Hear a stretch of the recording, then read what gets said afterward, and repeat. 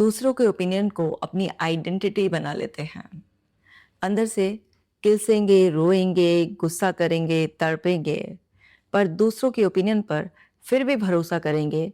ऐसा मानेंगे कि जैसे उनको सही पता है मेरे बारे में और जो उन्होंने कह दिया वही परम सत्य है, और उसे अपनी आइडेंटिटी मानकर वैसे ही जीना शुरू कर देंगे और वैसे ना होते हुए भी धीरे धीरे वैसे ही बन जाएंगे। होता है ना ऐसा? सो माय डियर वंस, आज आपको इस वीडियो में मैं यही बताने वाली हूँ कि कैसे आप दूसरों के ओपिनियन को अपनी आइडेंटिटी बनाने से बचें, कैसे दूसरों की बातों को आप पर्सनली लेने से बचें। दूसरा कोई भी कुछ भी कभी भी बोलता है ना, तो वो सिर्फ अपना ओपिनियन एक्सप्रेस करता है, आपके बारे में कोई फैक्ट्स नहीं बताता, पहली बात तो। दूसरा, उसका जो ओपिनियन आता है वो उसके खुद के एक्सपीरियंसेस से आता है, उसके अपने मूड मैनेजमेंट से आता है, उसके लाइफ में जो इवेंट्स चल रहे होते हैं, जैसी उसकी कंडीशनिंग हुई भी होती है, उसके बेसिस पर आता है। वो एक्चुअल में आपके बारे में होता ही नहीं है, पर आप हर चीज़ को बहुत पर्सनली ले लेते हैं। आप उसका सिचुएशनल मीनिंग निकालना भूल जाते हैं और उसका पर्सनल मीनिंग निकाल लेते हैं। आप उसकी इंटरप्रिटेशन को, उसके ओपिनियन को फैक्ट्स मान लेते हैं और उसे अपनी रियलिटी की तरह एक्सेप्ट कर लेते हैं। आपको पता है, दूसरा कभी आपको ट्रिगर कर नहीं सकता, दूसरा कभी आपको लेबल कर नहीं सकता, दूसरा आपको कभी भी किसी भी इमोशनल जोन में डाल नहीं सकता। सिर्फ आप ही हैं जो ऐसा करवा देते हैं उससे, क्योंकि आप उसे परमिशन दे देते हैं। आप उसने जो भी कुछ कहा उसे एक्सेप्ट कर लेते हैं। आप उस पर क्वेश्चन करने की बजाय उस पर इमोशनल रिएक्शन देने लगते हैं। जब आप क्वेश्चन नहीं करते हैं तो आप अपने रैशनल थिंकिंग ब्रेन से डिस्कनेक्ट हो जाते हैं, और जब आप इमोशनली रिएक्ट करने लगते हैं तो आप अपने इमोशनल ब्रेन से और डोमिनेटली जब आप हैंडल करना सिचुएशन को शुरू कर देते हैं, तो इमोशनल ब्रेन आपको कभी गुस्सा, कभी इरिटेशन, कभी फ्रस्ट्रेशन, इस वाले लूप में रखता है।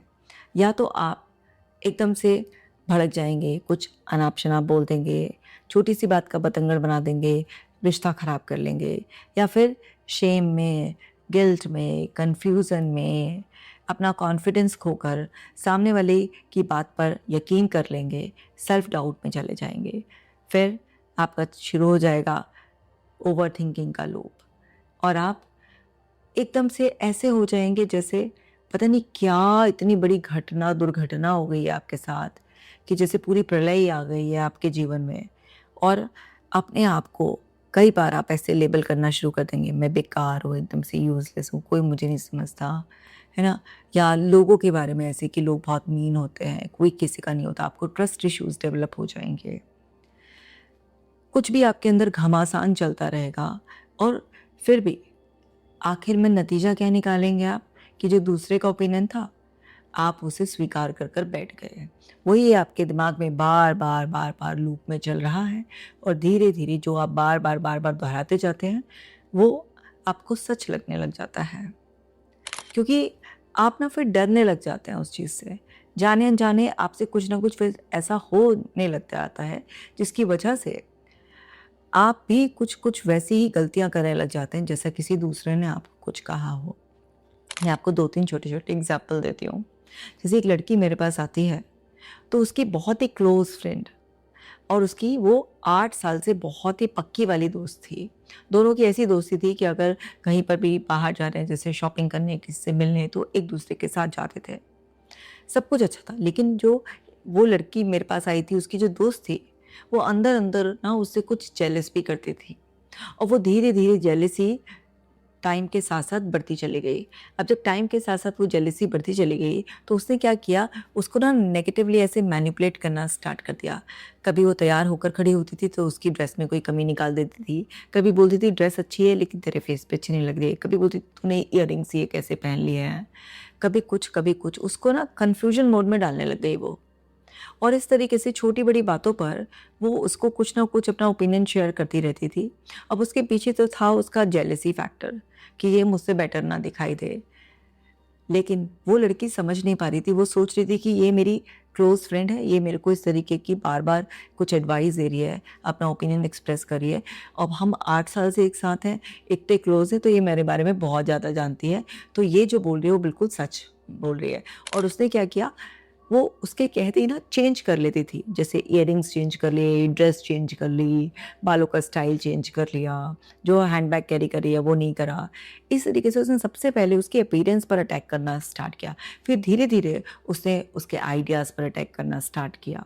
इस तरीके से वो करती गई और बाज नहीं आई, और फिर उसने जब उसकी बॉयफ्रेंड की लाइफ में भी इंटरफेयर करना स्टार्ट कर दिया, तो उसे लगा कि अचानक से मेरे अंदर इतनी सारी कमियां कैसे आ गई हैं कि हर चीज़ में ही वो मेरे को बार बार डाउट में डाल देती है, और अब मैं वो फील ही नहीं करती हूँ उसके साथ भी कंफर्ट जो मुझे पहले फ़ील होता था, या मुझे अपना कॉन्फिडेंस ही अब फ़ील नहीं होता है। मुझे ऐसा लगता है मेरी डिपेंडेंसी उस पर बढ़ती जा रही है और मैं चेंज पे चेंज होती जा रही हूँ। तो उसको धीरे-धीरे जब अवेयरनेस आई तो उसको लगा कि इससे बात करनी चाहिए, पूछना चाहिए कि क्या हो रहा है? क्योंकि उसको वो दोस्ती भी बहुत प्यारी थी, वो एकदम से तोड़ना नहीं चाहती थी, झगड़ा नहीं करना चाहती थी। तो उसको लेकिन डाउट होने लगा था कि कुछ तो गड़बड़ है, शायद ये अंदर से कुछ मुझसे नाराज़ है या कोई और बात है, उसको समझ नहीं आ रहा था। तो उसने मुझसे डिस्कस किया। तो अब ये देखिए कि उसके ये जो शॉर्ट करती हूँ इस केस को, कि पता चला कि वो ना उससे जेलस बहुत करती थी, क्योंकि दोनों के फाइनेंशियल बैकग्राउंड में भी अंतर था, और इसके पास बहुत अच्छा बॉयफ्रेंड था, ये उससे ज़्यादा गुड लुकिंग थी। तो उसको कहीं न कहीं इन्फीरियर फ़ील होता था। शुरू में तो उसको लगता था कि मैं एक बेटर लड़की के सर्कल में आ गई हूँ, तो उसको थोड़ा प्राइड वाली फीलिंग आती थी। लेकिन धीरे-धीरे उसके अंदर की इन्फीरियरिटी रिवील होने लगी थी, और वो उसको इस तरीके से कंट्रोल करने की कोशिश कर रही थी। ये सिर्फ़ उसी की बात थोड़ी ना है, ये तो बहुत सारे लोगों के साथ होता है। तो लोग अक्सर इस तरीके की मैनिपुलेशन करते हैं, और आप जब उनके हिसाब से चेंज होना शुरू कर देते हैं, तो आप उनके कंट्रोल में जाना शुरू कर देते हैं। तो ये एक एग्ज़ाम्पल हो गया। चलो दूसरा एग्ज़ाम्पल मैं आपको बताती हूँ। एक लड़की अपने मायके के फंक्शन में गई। अब एक फंक्शन में आप जाते हो, तो वहाँ पर 100-200 लोग हैं वहाँ पर, तो ऐसा तो नहीं हो सकता ना कि आपको बहुत ही ज़्यादा पर्सनल अटेंशन मिलेंगी, लोग आपको अटेंड कर लेंगे, फिर उसके बाद वो दूसरे लोगों को भी अटेंड करने चाहेंगे। तो वहाँ पर क्या एक्सपेक्ट किया जाता है कि आपको अटेंड कर लिया गया, आप फंक्शन को एन्जॉय करो, खाओ-पियो, पार्टिसिपेट करो और जाओ। लेकिन उसको क्या लगा कि वहाँ पर मेरे को ना इतनी इम्पोर्टेंस नहीं दी जा रही है, और वो नॉर्मल बिहेवियर था उन लोगों का, लेकिन उसको वहाँ पर ऐसा कन्फ्यूजन हुआ कि मेरे साथ ना उन्हें और बैठना चाहिए था। मेरे को बार-बार पूछने आते कि भई आपने कुछ खा लिया या नहीं खा लिया? बस एक बार फ़ॉर्मेलिटी में कह दिया, बाद में तो पूछा ही नहीं। इस तरीके से उसके दिमाग में ऑलरेडी एक एक्सपेक्टेशंस थी कि इस तरीके से मुझे ट्रीट किया जाना चाहिए। अब क्या हुआ कि वहाँ पर ऐसा कुछ हुआ नहीं, तो वो मुँह फुलाकर बैठ गई, नाराज़ होकर बैठ गई। तो उनका कुछ दिनों के बाद जब फ़ोन आया, तो उसने ठीक से बात नहीं करी, तो वो भी थोड़ा-सा नाराज़ हो गए, ट्रिगर हो गए उस बात पर। तो उन्होंने सामने से ही बोल दिया कि क्या हुआ, जब से फंक्शन में आकर गई है, जब से तेरा मुँह फूला हुआ है, कुछ देने-लेने में कुछ कमी रह गई क्या हमसे? इस तरीके की बात उन्होंने बोल दी, और बस ये तो एकदम ब्लास्ट ट्रिगर हो गई। तुम भूखे लोग क्या दोगे लोगे, तुमसे तो ढंग से आओ-भगत भी नहीं की जाती, खाने तक को नहीं पूछा, ये नहीं, वो नहीं, मतलब जो भी अंदर था, वो सब निकाल दिया। फिर वहाँ से भी बैकफ़ायर हुआ, और उन्होंने बोल दिया, "तू तो हमेशा से ही लालची रही है, तू तो हमेशा से ही भूखी रही है, तुझे तो कितना भी कर लो, कितना भी भर लो, कितनी भी अटेंशन दे लो, तू तो किसी लायक नहीं है, तेरे को तो बुलाना ही बंद करना पड़ेगा।" इस तरीके से उन्होंने भी इस तरीके से बोल दिया ये सब चीज़ें। और बस ये जो बोली हुई बातें थीं कि क्या मैं सच में इतनी अटेंशन की भूखी हूँ? क्या मैं लेने-देने की भूखी हूँ? क्या मैं ऐसी हूँ? वो जो उन्होंने बोला, ये नहीं देखा कि वो क्या वहाँ पर सारा माहौल गरमा गया था, कि आपकी एक एक्सपेक्टेशंस आपके अकॉर्डिंग पूरी नहीं हुई, तो आपने ठीक से बात नहीं करी, फिर उसका रिएक्शन वहाँ से आया, आपने फिर बहुत कुछ बोला, फिर उसकी वजह से वो रिएक्शन हुआ है। ये सब पूरी सिचुएशन को एनालाइज़ नहीं किया। लेकिन वो जो लास्ट की लाइन्स थी, जो वर्ड्स थे, उनको दिमाग में छपा लिया, और उससे कन्फ्यूज़न यही कि क्या मैं ऐसी हूँ? और बार-बार सोचे जाना, सोचे जाना, सोचे जाना, रोए जाना, परेशान हुए जाना। अरे भई, इतना पर्सनली लेने की क्या ज़रूरत है आपको? आप पूरी सिचुएशन को अगर शांति से एनालाइज़ करोगे, तो आपको समझ में आ जाएगा कि कहाँ से ये सब सारी गड़बड़ शुरू हुई है। और जब आप ये समझ जाओगे कहाँ से सारी गड़बड़ शुरू हुई है, तो फिर आप इमोशनली रिएक्ट नहीं करोगे, आप उस सिचुएशन को थोड़ा रैशनली, प्रैक्टिकली समझने की कोशिश करोगे। कई बार हमें सिचुएशनल मीनिंग निकालना होता है, जैसे ये लेडी क्या गलती कर रही थी? ये गलती कर रही थी, ये ना बहुत पर्सनल मीनिंग निकाल रही है कि मुझे नहीं पूछा। अरे ऐसा नहीं कि आपको नहीं पूछा, इतने सारे लोग आए हुए थे फंक्शन में। वहाँ पर सिचुएशन ही ऐसी थी कि किसी एक पर्सन को पर्सनल अटेंशन नहीं दी जा सकती थी। तो सिचुएशनल मीनिंग निकाल ली थी कि अगर उस फंक्शन में भी इतने सारे लोग थे, इतना ही पूछ लिया, आओ बैठो खाना खा के जाना, ये सब चीज़ें इस तरीके से कर लिया हो। और आप जब इतने क्लोज़ रिलेशन में होते हो, तो आपसे एक्सपेक्ट किया जाता है कि आप फैमिली मेंबर ही हो, आप बल्कि और जो गेस्ट हैं, उनका भी ख्याल रख सकते हो, उन्हें भी कुछ पूछ सकते हो। लेकिन अगर आप खुद ही एक्सपेक्टेशन पालकर बैठे हुए हो ऐसे, और फिर वो पूरी नहीं हो रही है, जो कि प्रैक्टिकली पॉसिबल नहीं है, तो फिर आप ऐसे नाराज़ हो रहे हो। तो किस एक्शन का रिएक्शन और फिर उस रिएक्शन पे जो रिएक्शन आया, ये सारी चेन नहीं देखोगे और आप इस तरीके से अपने आप को टॉर्चर करोगे। तो आपको समझना है, पहली बात तो आपको हर चीज़ का पर्सनल मीनिंग नहीं निकालना है, आपको सिचुएशनल मीनिंग भी निकालना है। दूसरा, अगर कोई भी अपना ओपिनियन, अपनी एक्सप्लेनेशन, किसी भी तरीके से कुछ भी इंटरप्रिटेशन आपको दे रहा है, तो आपको हमेशा से समझना है कि क्या ये कुछ मेरे बारे में फैक्ट्स हैं, या ये जस्ट दूसरे का ओपिनियन है, या उसका कोई हिडन नेगेटिव इमोशन है, उसका कोई एंगर है, कोई नाराज़गी चली आ रही है, कोई जेलसी है, कुछ भी ऐसा इमोशन है जो इस तरीके से धीरे-धीरे कर मुझे गलत तरीके से प्रोग्राम किया जा रहा है। जब थोड़ा-सा पॉज़ लेके ना आप अपने आप को ट्रेन करते हो ना, आप अपने रैशनल ब्रेन को एकदम से स्विच ऑफ नहीं होने देते हो। तो आप ना उस टाइम सिचुएशन को, लोगों को बहुत अच्छी तरीके से समझकर पूरा एक स्केच बना लेते हो, और आप रिएक्ट कर रिलेशन भी नहीं ख़राब करते हो, अपना मूड भी नहीं ख़राब करते हो, और आपके माइंड को फीड ही नहीं मिलता है ओवरथिंकिंग के लिए, और आप बिल्कुल कॉन्फिडेंट रहते हो। आपकी सेल्फ इमेज पे, कॉन्फिडेंस पे अटैक मत मानो दूसरे का ओपिनियन, उसका फीडबैक होता है, जस्ट सिर्फ़ उसका फीडबैक है, या फिर उसका वो मीनिंग जो उसने क्रिएट किया है, उसके एक्सपीरियंसेस के बेसिस पर किया है, इससे तुम्हारा कोई लेना-देना नहीं है, या वो सिचुएशन के आधार पर ऐसा हुआ है। तो जब आप इतने बेसिक सी बातों को समझ लेते हो और अपने अंदर की एक्सपेक्टेशंस को आप रियलिस्टिक रखते हो, अपने अंदर के कॉन्फिडेंस को, सेल्फ रिस्पेक्ट को, अपने साथ कंपैशनेट होते हो, और आप अपनी वर्थ के बारे में पूरी तरह से कॉन्फिडेंट होते हो। आपकी वर्थ दूसरे कैसे आपको हैंडल करते हैं, इस बात पर बिल्कुल भी डिपेंड नहीं करती है, और आप अपने आप में ही अपने आप को वैल्यूएबल मानते हो, तो फिर आपको दूसरों के बिहेवियर से, उनके ओपिनियन से, उनके किसी भी सिचुएशन में कोई भी मीनिंग देने से, किसी भी चीज़ से कोई ख़ास फ़र्क नहीं पड़ता है। क्योंकि लोग कभी भी आपके कंट्रोल में नहीं रहेंगे, फुली आपकी एक्सपेक्टेशंस पूरी नहीं करेंगे, हमेशा आपको प्रिंसेस या प्रिंस ट्रीटमेंट नहीं मिलेगा, आप ही हर जगह स्पॉटलाइट में नहीं होंगे। तो हर इंसान अपनी बदलते हुए हालात की वजह से, अपने बदलते हुए मूड की वजह से, अपने अंदर उसकी जो भी शारीरिक, मानसिक, मनोवैज्ञानिक प्रक्रियाएँ बदल रही हैं, उसके अनुसार समय-समय पर गिरगिट की तरह बदलता हुआ ही आपको मिलेगा। और आप भी ऐसे ही हैं, सच्चाई ये है। आप ही कौन-सा कुछ अलग है, आप भी ऐसे ही हैं।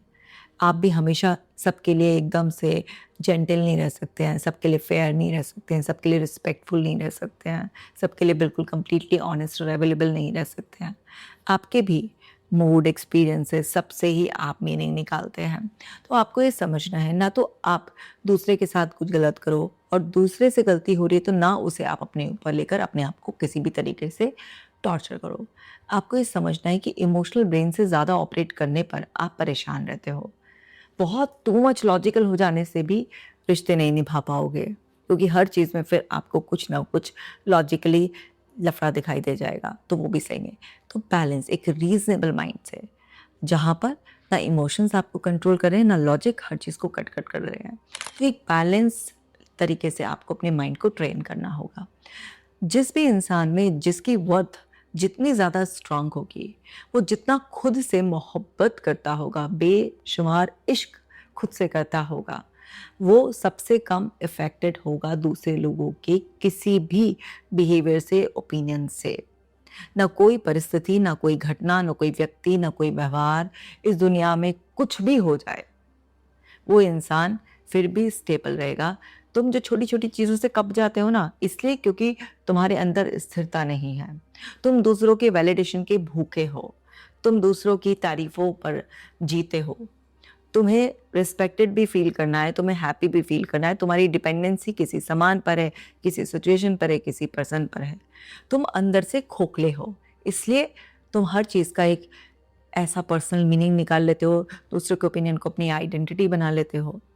लेकिन जब तुम कॉन्फिडेंट हो जाते हो, अंदर से भर जाते हो, तुम अपने आप को यूनिक और अपने आप को वर्दी मानते हो, तो तुम्हारे लिए बाहर की हर कोई चीज़ एकदम न्यूट्रल हो जाती है। उसका किसी भी तरीके से कोई भी प्रभाव तुम पर नहीं पड़ता। ना तुम किसी की तारीफ से फूल कर कुप्पा होते हो और ना किसी की बुराई से तुम बिल्कुल ऐसे सिमट जाते हो कि जैसे तुम्हारा कोई वजूद ही नहीं है।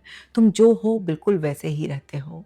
तो इसलिए खुद से गहरा प्यार करो, खुद की बेहद इज्जत करो, तभी तुम छोटी-छोटी बातों को एक बड़ा-सा पत्थर बनाकर अपने सीने पर रखने से बचोगे। तुम अपने कंधों को भी बोझिल कर लेते हो, तुम अपने सीने को भी भारी कर लेते हो, तुम अपने सर को भी चकरा लेते हो, तुम अपने पूरे शरीर को, मन को, अंतरात्मा तक को टॉर्चर कर डालते हो। तो यही तरीका है खुद के प्रति एक गहरा प्यार, खुद पर विश्वास और मुझे अपनी मर्जी से, अपनी समझ से, अपनी सूझबूझ से ही ज़िंदगी जीनी है, यही मेरी वास्तविकता है। जब तुम इस तरह से ज़िंदगी जीते हो और थोड़ा-सा सलीका सीख लेते हो कि किसी भी मोमेंट में मुझे एकदम से ब्लास्ट नहीं होना है, मुझे थोड़ा शांति से सिचुएशन टैकल करनी है, पर थोड़ा शांति से।